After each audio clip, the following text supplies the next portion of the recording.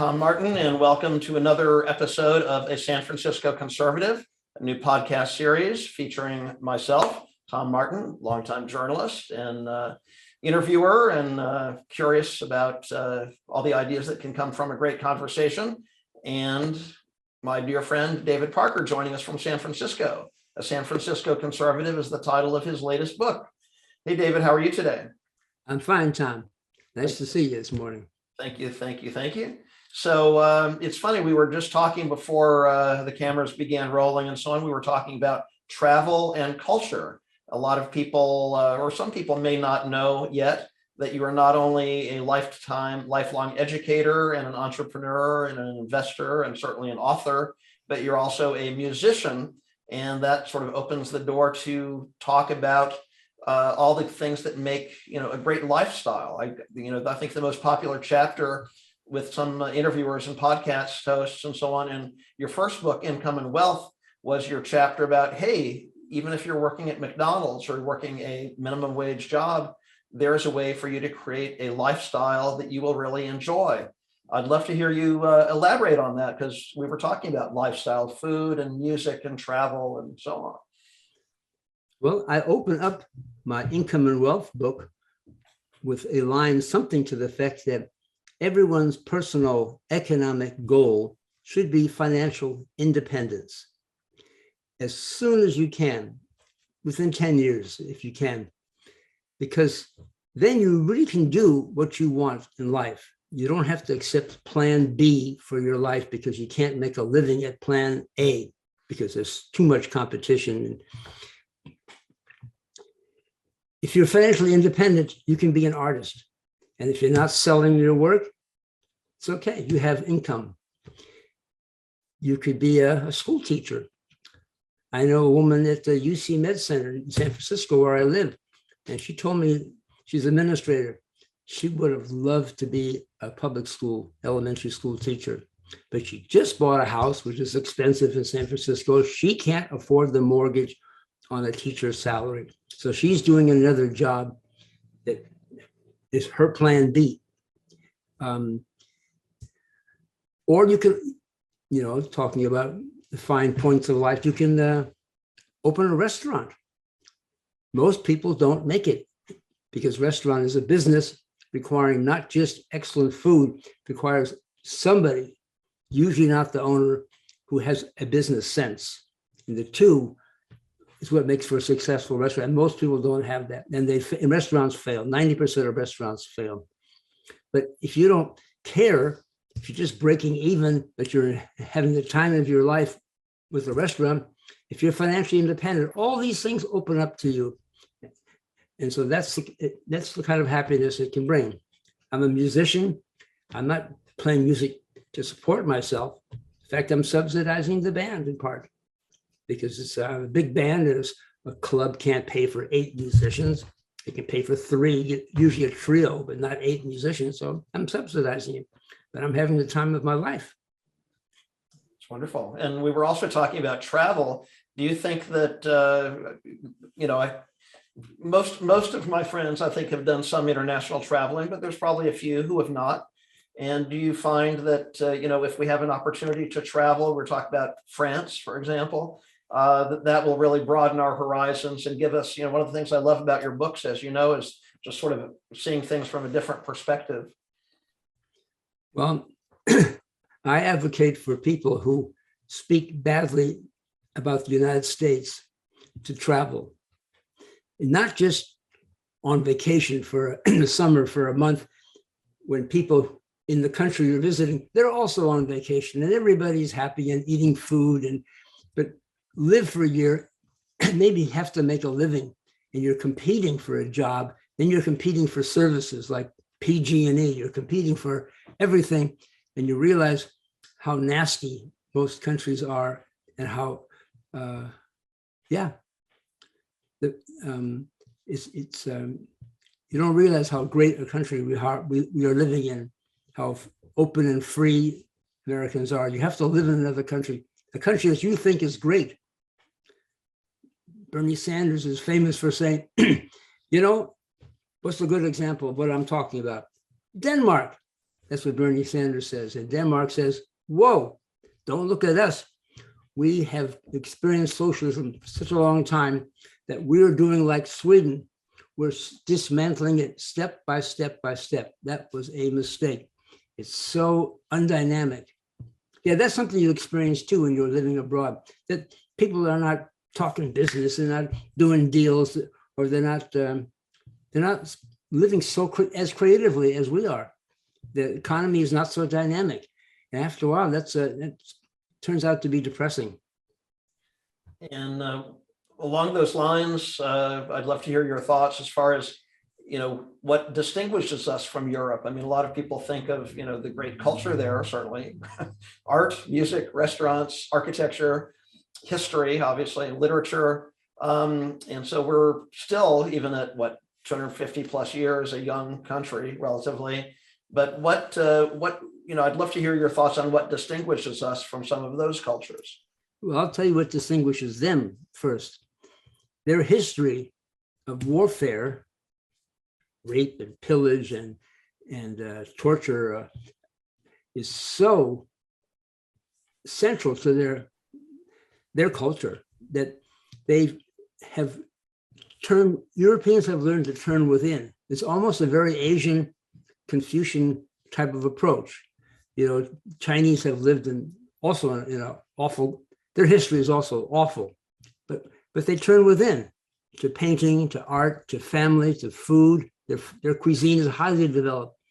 And that's why the cuisines and art and culture and even the welcoming atmosphere of European homes, because that's all they have.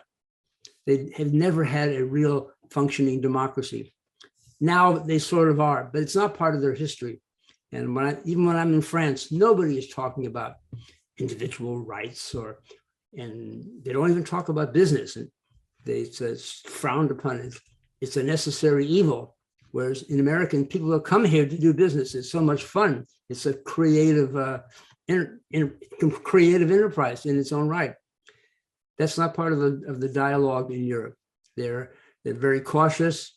They suspect you of being working for the king. Maybe you're being watched. It's in their blood. They think that they can't get that out of their system. They think they're being watched, and they turn within.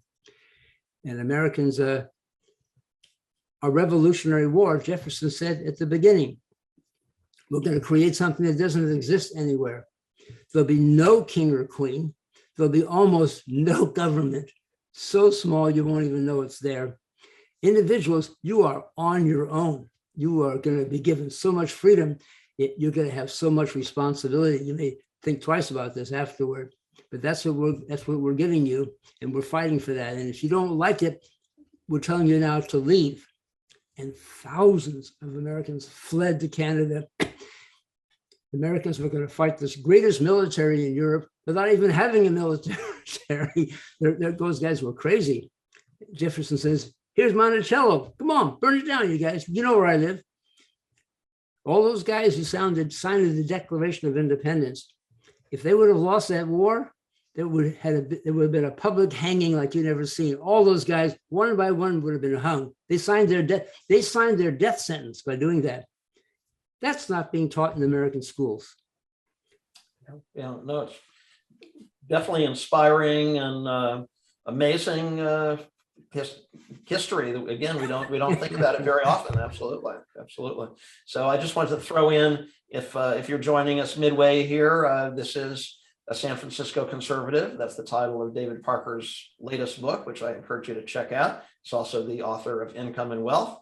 And so David, let's sort of complete that circle again.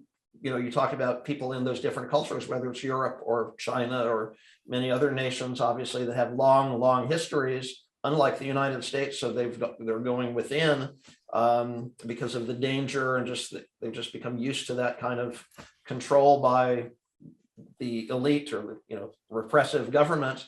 What is it that draws immigrants to this country, do you think? Well, if you have to put two words for the United States, it's freedom and opportunity. People come here for the opportunity, for themselves and for their children to get ahead in life. They know what it's like They know what it's like where they came, and they're leaving their family, their friends, their culture, childhood friends, everything to make it on their own. They're not coming here for a handout. They're coming here to make it, and and then when they're here, they realize, why is that possible? I only crossed the border from Mexico to here. It wasn't that far. Why is it so different? And then they realize it's the freedom that made all of that possible. Social, political, economic freedom. They're inherently interconnected. And if they're not regulated, this nation will prosper. Yeah, yeah. And you were a public school teacher there in the San Francisco area, the San Francisco Public Schools for 40 years and a volunteer for another 10 years. And certainly San Francisco itself, the Bay Area, is a big melting pot of many different cultures. What was your experience, with families and the parents of different students you've had over the years? Do they bring their culture with them to the United States? Well, they do, but a good example would be France, believe it or not. The French, it's illegal for the government or employer to ask you your ethnicity, your race, your religion, your sexual preference, anything like that. The schools teach French history and French culture because they want the country to be united. So they don't want the Muslim population to be walking around with headscarves. With your face covered. And they don't want people living apart from in a separate culture within the culture. In Denmark, back to Denmark again, they're very strict about that. If you stay in your community and you're not part of this, your kids are not going to public schools, you're not part of it, you lose any welfare payment you're receiving. And they try to get them to go back. So you join the country and you learn about the Christian religion, even though Denmark is the nation's highest atheist population. No one, but that's part of their culture. They're looking at it as a cultural feature of the country is the Christianity. So you learn it and you celebrate Christmas. Yeah. Yeah. So if we in the schools start talking about all the cultures that are in there and teaching about Latin American history, teaching about Asia's history, there's not enough time left in the day, unless you lengthen the school day 2 or 3 hours, which we don't.